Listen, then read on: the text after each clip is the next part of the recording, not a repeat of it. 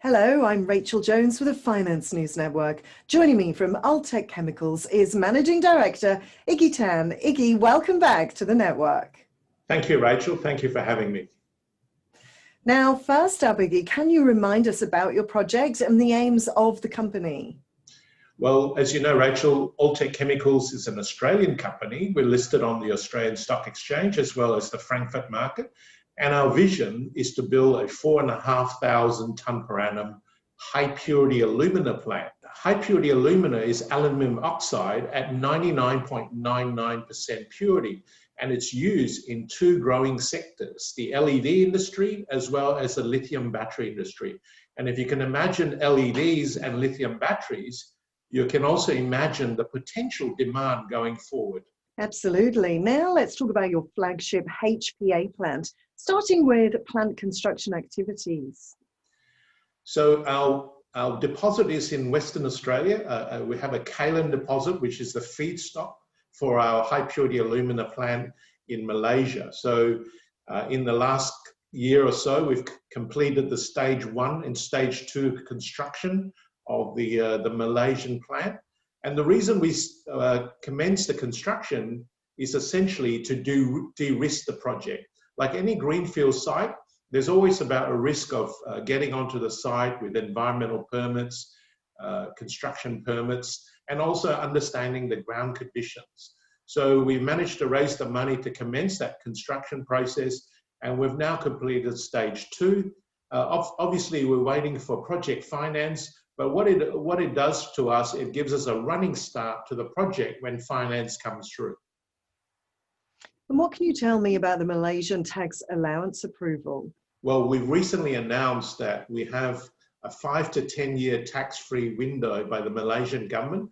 Our project is considered as a high-tech project, and the Malaysian government has attracted industries like us to Malaysia, and we have essentially a 10-year tax-free window. And what can you tell me about the project funding? We've been working very hard on the project finance. As you know, 190 million of the project finance has been secured with a German bank called KfW IPAX Bank. That's locked away. We're now working on the other components of the debt, which is roughly about 100 million US dollars. We have been working with Macquarie, but we've now shifted our focus to the listed green bond process. The project has been accredited as a green project recently by a group out of Norway. Essentially, we use 49% less carbon gases to produce 1 tonne of HPA. So it is considered as a green project, and we're now advancing the listed green bond market to raise approximately 144 million US dollars.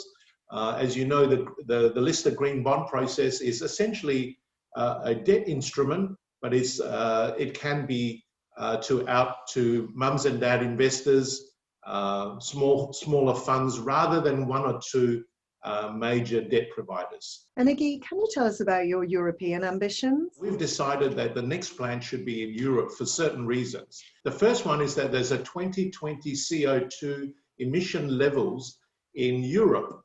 It's about 95 grams per kilometre.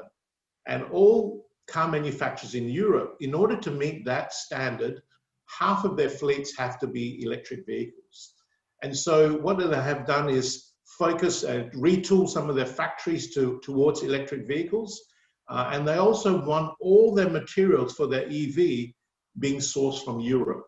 So high purity alumina, I don't know whether you know, but it's used in lithium batteries. It's used in the separators, it's used in the anode, and is used in the cathode. So high purity alumina is an essential part of lithium batteries. And if we are going to supply Europe, we propose that our next plant will be in East Germany. So whilst we're focused on completing the funding for the Johor project, we also need to start the planning process for the next plant in Europe. And Iggy, you recently announced a new grade of HPA for the lithium batteries. Can you tell us about that? What's been challenging for the lithium battery industry is that 8% of lithium is lost before the customer even gets the battery. This is called the first cycle lithium loss. And 8% of the lithium becomes inactive when it coats the graphite particles.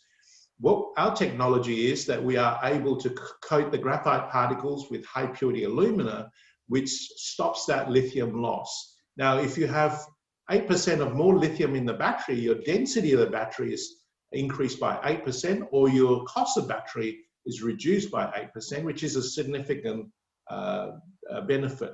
Also, the life of the battery also extends itself. We estimate maybe 20 to 30% increase in a life of the battery. And to the last question now, Iggy, is there anything else you'd like to add? We recently launched a rights issue for 14.5 million, of which nearly 55% is already underwritten. Some of the funds will be used for the feasibility study for the European initiatives. Some of the funds will be used for the development of the anode grade high purity alumina. Some of the funds will be used to pay off the stage 2 of the Johor construction. And finally, some of the funds will be dedicated to the listed green bond process. That green bond process will hopefully be finalized during Q2 of next year. Iggy Tan, thanks for the update and nice to see you again. Thank you for having me, Rachel.